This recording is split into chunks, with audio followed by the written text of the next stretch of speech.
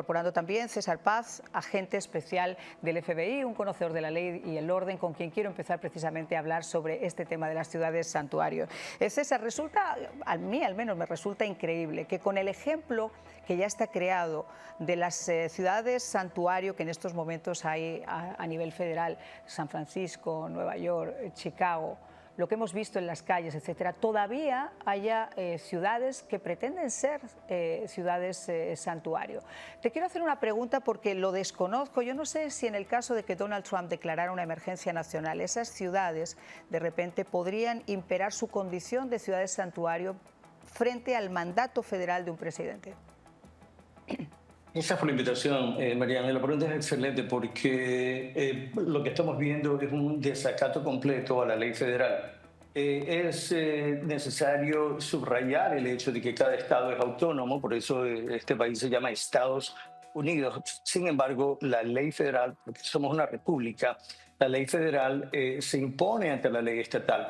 Ahora, no solamente hay ciudades santuarios, tenemos estados santuarios, tenemos casi una docena de estados santuarios que van a continuar con el desacato, pero el vicepresidente Trump va a ejecutar una orden federal, una orden a nivel nacional.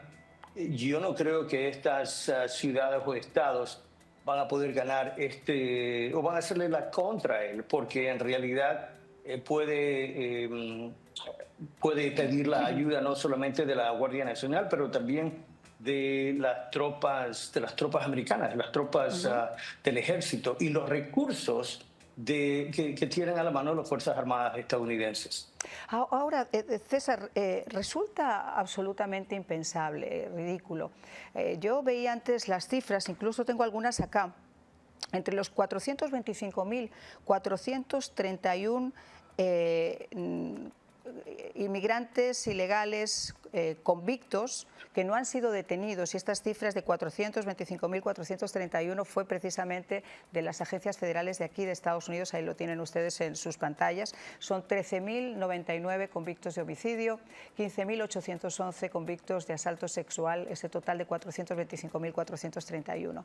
Esa gente se ha confundido, entre otras familias y otra gente de bien que también ha entrado a este país con el deseo de buscar una oportunidad. Lo han hecho ilegalmente, pero al menos no son criminales. Pero estos individuos en muchos casos han sido puestos en libertad por fiscales y por jueces en este país que responden a esas agencias, a esas agendas globalistas del señor Soros y compañía, con el peligro que esto supone para todos nosotros.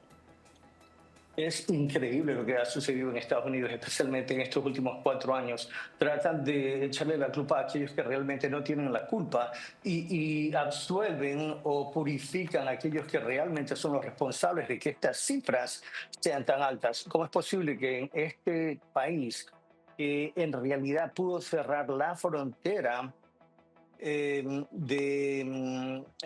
cuando cerraron la frontera después de 9/11, nadie entraba, nadie volaba, nadie podía entrar por el mar o por la tierra? Que no puedan realmente ejercer un control de las fronteras número uno, es increíble. Claro, es que uno se pone a pensar y dice, vamos a ver, ¿cuál es la función de un fiscal?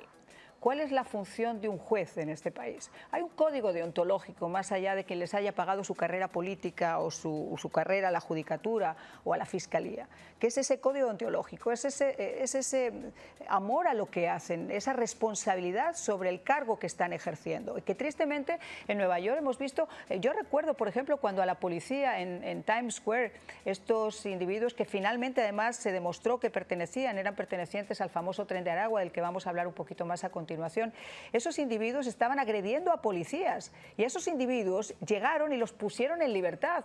Yo me cuestiono, como muchas de las personas que nos están viendo, usted que es un agente y un agente de campo que a veces pasan años detrás de hacer investigaciones y que por fin consiguen una detención, tiene que ser absolutamente frustrante ver que ustedes tienen en su mano y pueden comprobar que son criminales y que estos jueces o fiscales los ponen en libertad simplemente obedeciendo a sus propios intereses.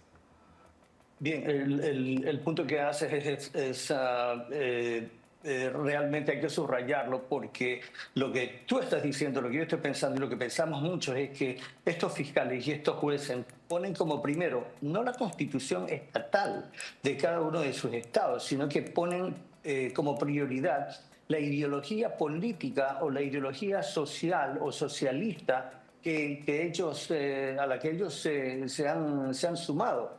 El fiscal supuestamente tiene que presentar los cargos y la evidencia, los cargos basados en evidencia que los agentes de la policía o los agentes federales han podido reunir en una investigación, presentarnos ante un jurado para probar la culpabilidad de A, B o C persona, pero en lo que están basando sus decisiones de proseguir con un juicio penal o no, es la ideología esta de que cada persona tiene el derecho o la habilidad de recuperarse, de rehabilitarse, cuando eso en realidad es imposible, diría yo, porque ¿cómo puedes esperar que una persona, un terrorista o que un violador de niños o de personas en general, o una persona que está involucrada en narcotráfico y en el tráfico de seres humanos en la frontera del sur de México y Estados Unidos, ¿cómo puedes esperar que estas personas que ganan tanto dinero y han estado en este tipo de actividad criminal vayan a rehabilitarse? Para mí, en los 30 y pico de años que tengo en esta carrera, no lo he visto más que un par de veces. Señor Paz, además usted es un agente especial. Usted lleva, como dice, 30 años enfrentándose, investigando, sacando adelante esas investigaciones en contra de muchos de estos individuos. Ya no solamente la frustración que genera, es también el escepticismo de qué está ocurriendo con la agencia a la que usted está dando también su vida. Y ahí entramos en el apartado de lo que se ha hablado de la limpieza de las agencias federales, de la limpieza que no son los agentes de campo como usted que se juegan la vida todos los días, sino esas cúpulas que tristemente se han convertido en brazos políticos y que tristemente no están haciendo su trabajo, poniendo en entredicho el trabajo que sí hacen ustedes. Marian de la Fuente, has abierto un dique en este momento porque has tocado el punto que nos ha afectado por muchos años a las agencias federales y a aquellos que hemos pertenecido a agencias como el FBI, como la DEA, como ATF, etcétera, etcétera. Porque lo que los gobiernos anteriores, específicamente el gobierno de Barack Obama, hizo fue la agenda política que Barack Obama quería imponer. Recordemos lo que él decía, ¿no? Que quería cambiar a Estados Unidos, quería cambiar a América de una manera completamente transformadora. Eso es lo que ha sucedido no solamente en los 8 años en que él estuvo como presidente, pero también ha sucedido en estos últimos, casi estos últimos 4 años, cuando la administración del señor Biden ha permitido demasiados abusos a la ley estadounidense.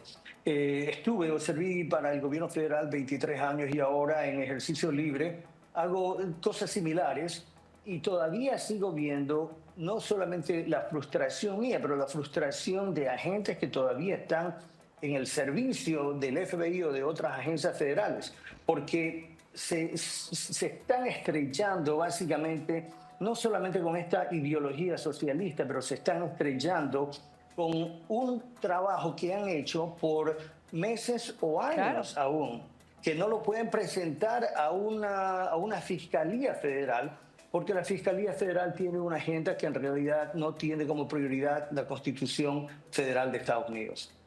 Y eso sin entrar en el señor Saab, por ejemplo, con los años que les costó al gobierno federal poder perseguirlo, dar con él, por poner solamente uno de los ejemplos más recientes, y fue entregado como si fuera bueno, sin que hubiera ni siquiera un quid pro quo, es decir, usted vamos a tal, yo le voy a entregar, no se preocupe, al señor Saab, y lo que hayan hecho mis agencias en 9 años, y además ese juicio y que este señor esté en una prisión federal de los Estados Unidos, no importa, yo se lo entrego.